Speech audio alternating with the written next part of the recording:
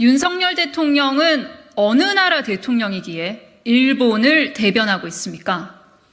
윤석열 대통령이 외신과의 인터뷰에서 일본이 100년 전 일로 무릎 꿇고 용서를 구해야 한다고 보지 않는다고 주장했습니다.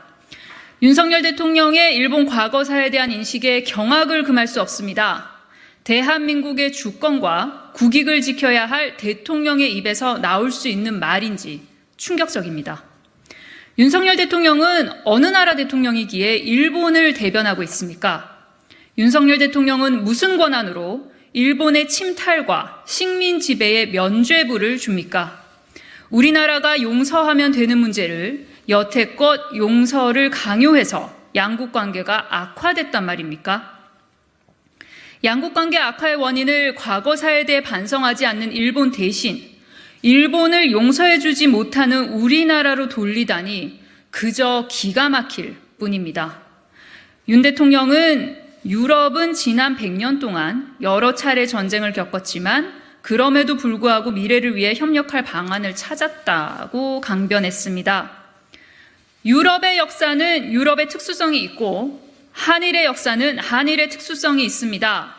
그리고 2차 대전 이후 처절할 정도였던 독일의 과거사 반성을 알기는 합니까? 그에 반해 일본은 지금도 과거사에 대한 반성과 사과를 부정하고 있습니다.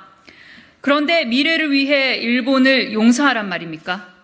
그 미래는 누구를 위한 미래입니까? 윤석열 대통령은 결단이 필요한 문제였다. 설득을 위해 최선을 다하겠다고 말했습니다.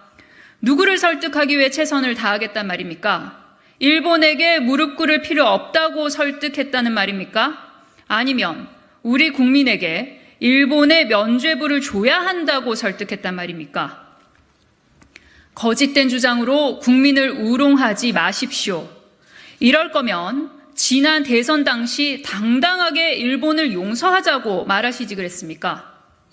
역사를 잊은 민족에게 미래는 없습니다.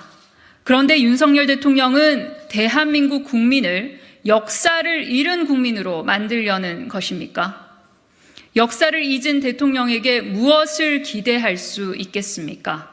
윤석열 대통령에게 과연 대한민국의 주권과 국익을 맡겨도 되는지 대단히 의문스럽습니다. 이상입니다. 수고하셨어요.